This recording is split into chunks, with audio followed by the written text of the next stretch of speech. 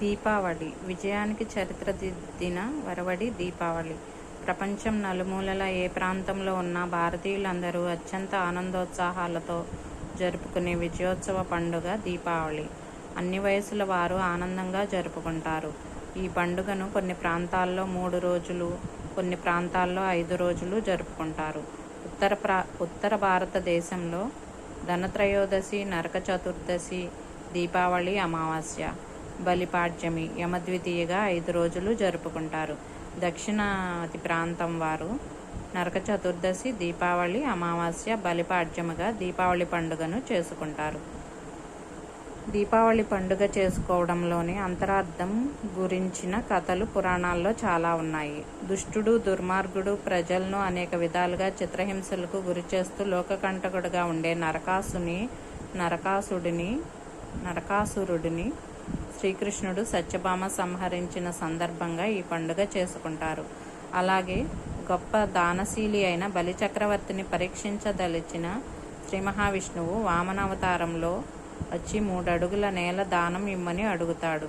దానికి బలిచక్రవర్తి సరేననడంతో వామన అవతారంలో ఉన్న మహావిష్ణువు విశ్వరూపం ప్రదర్శించి 1 అడుగు నేల మీద 1 అడుగు ఆకాశం మీద వేసి 3వ అడుగు ఎక్కడ వేయమంటావు అంటాడు. దానికి బలిచక్రవర్తి ఆ పరమాత్మ తనను పరీక్షించడానికి ఇలా చేశాడని భావించి శిరస్సు వంచి కూర్చుని తన తలపై వేయమంటాడు. అప్పుడు శ్రీ మహావిష్ణువు 3వ అడుగు బలిచక్రవర్తి తల మీద పెట్టి పాతాళంలోనికి తొక్కుతాడు. బలిచక్రవర్తి అద్భుతమైన దానశీల గుణానికి మెచ్చిన మహావిష్ణువు ఆ రోజున దీపావళి పండుగగా జరుపుకోవాలని భక్తులను ఆదేశించినట్టు చెబుతారు. అలాగే దీపావళి సందర్భంగా శ్రీ మహాలక్ష్మిని పూజించడం ఆనవాయితీ. శ్రీరామచంద్రుడు రావణాసురుడిని సంహరించి సీతా సమేతంగా అయోధ్యకు వచ్చిన రోజు కాబట్టి దీపావళి చేసుకుంటారు. దేవదానవులు అమృతం కోసం క్షీరసాగర మథనం చేసినప్పుడు ఉద్భవించిన లక్ష్మీదేవిని శ్రీ మహావిష్ణువు చేపట్టిన రోజు కాబట్టి ఈ రోజు లక్ష్మీ పూజ చేస్తారని చెబుతారు. అందుకే ఈ పండుగ సందర్భంగా శ్రీ లక్ష్మీదేవిని అష్టలక్ష్ముల పేర్లతోనూ, నరకాసురుని సంహరించిన సత్యభామ సమేత శ్రీకృష్ణుణ్ణి, రావణాసుర వధ చేసిన శ్రీరాముణ్ణి, మృత్యువుకు అధినేత అయిన యమధర్మరాజును అందరూ పూజిస్తారు. దీపావళి 5 రోజుల పండుగ. మొదటి రోజైన ఆశ్వీయుజ బహుళ త్రయోదశి నాటి సంధ్య వేళ అపమృత్యు నివారణార్థం ఇంటి ముందు దీపాన్ని పెడతారు. దీనిని యమదీపం అంటారు. అకారణంగా మృత్యువు సంభవించకుండా యమధర్మరాజు కరుణ చూపి అనుగ్రహించాలని దీపం పెడతారు. ఈ రోజును ధన్తేరాస్ అంటారు. 2వ రోజు చతుర్దశి. మితిమీరిన అహంకారంతో దేవతలను పరాభవించి మునులను బాధపెట్టి నరకాసురుడు ఇతరుల సంపదలను అపహరించాడు. శ్రీకృష్ణుతో యుద్ధానికి వెళ్లిన సత్యభామ లోక కళ్యాణార్థం నరకాసురుని సంహరించినది ఈ రోజే, దీపావళి రోజునే. అందుకే దీపావళిని నరక చతుర్దశి అంటారు. ఈ రోజున నరకాసురుడు మరణించాడు కాబట్టి అభ్యంగన స్నానం చేయాలంటారు. ఈరోజు తెల్లవారుజామున చంద్రోదయ సమయంలో అంటే సూర్యోదయ సమయానికి ముందు 4 గడియల కాలం.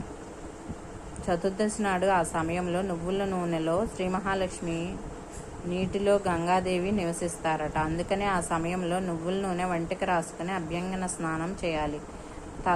తలంటు కేవలం నరక నివారణ కాకుండా సర్వ ఆరోగ్యదాయకం, ఐశ్వర్యప్రదాయకమని భావిస్తారు. స్నానానంతరం ఉత్తరేణి, సార, తగిరస ఆకులను తల మీద వేసుకుని పారేస్తారు. తర్వాత యమధర్మరాజును తలుచుకుని ఆయనకు 14 పేర్లతో పూజిస్తారు. యమతర్పణ అనంతరం నరక భయ విముక్తి కోసం దీపం వెలిగించి పెడతారు. ఆ పూట భోజనంలో 14 రకాల కూరగాయలు, ఆకులు వాడాలని శాస్త్రం చెబుతోంది.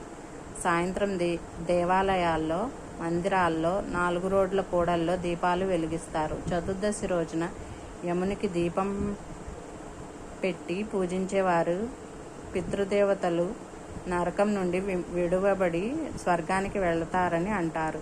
మర్నాడు దీపావళి అమావాస్య. దీనికి కౌముది మహోత్సవం అని పేరుంది. కౌముది అంటే వెన్నెల. కార్తీక మాసం శరదృతువు. శరదృతువులో వెన్నెల తెల్లని పాలలా పుచ్చ పువ్వులా ఉంటుంది. అందుకే కార్తీక మాసాన్ని కౌముది మాసమని పిలుస్తారు. ఈరోజు ఉదయం కూడా తెల్లవారుజామునే మంగళ స్నానం చేస్తారు. మర్రి, మామిడి, అత్తి, జువ్వి, నేరేడు చెట్ల బెరడును నీటిలో నానబెట్టి ఆ నీటితో స్నానం చేస్తారు. ఆడవారు మగవారి చుట్టూ దీపాలు తిప్పుతారు. సాయంత్రం దిబ్బు దిబ్బు దీపావళి, వచ్చే నాగుల చవితి అంటూ పిల్లల చేత దివిటీలు కొట్టిస్తారు. తెల్లటి వస్త్రంతో ఒత్తులు చేసి నూనెలో ముంచి గోగు కర్రలకు కట్టి వాటిని వెలిగించి అవి ఆరిపోయే వరకు నేల మీద కొట్టిస్తారు. దక్షిణాయనంలో మరణించిన పితృదేవతలకు నరకంలో నుండి స్వర్గానికి వెళ్లే మార్గం చూపించడానికి యముణ్ణి పూజిస్తూ ఈ దివిటీలు కొడతారు. ఆ తర్వాత పిల్లలకు కాళ్ళు చేతులు ముఖం కడిగి తీపి పదార్థాలు తినిపించి ఇంట్లోకి తీసుకొస్తారు. సాయంత్రం దీపాలు వెలిగించి లక్ష్మీ పూజ చేస్తారు. దీనికో కథ చెబుతారు. ఆశ్వయుజ బహుళ అమావాస్య నాడు శ్రీ మహాలక్ష్మిని అన్యదేవతలందరితో కలిపి పూజించాలి. బలిచక్రవర్తి రాజ్యపాలన కాలంలో శ్రీ మహాలక్ష్మితో సహా అందరు దేవతలు అతనికి బందీగా ఉండేవారు. శ్రీ మహావిష్ణువు అమావాస్య నాడు అందరినీ విముక్తులను చేశాడు. ఆ రోజు అందరూ పాతాళలోకం నుంచి పైకి వస్తారు. అందుకని ఆ రోజు అందరినీ భక్తి శ్రద్ధలతో పూజిస్తే వారు తిరిగి ఎక్కడికి వెళ్లకుండా మన దగ్గరే ఉండిపోతారు అని అంటారు. దీపావళి సాయంత్రం పూట ప్రతి ఒక్కరి ఇంట్లో లక్ష్మీదేవి కొలువై ఉంటుంది. ఆ సమయంలో ఇంట్లో అందరూ కొత్త బట్టలు కట్టుకుని రకరకాల పూలతో 108 నాణేలతో లక్ష్మీదేవిని పూజిస్తారు. 108 నాణేలతో లక్ష్మీదేవిని పూజిస్తారు. చేమంతులు శుభ సూచికం. ఎర్రని మందారాలు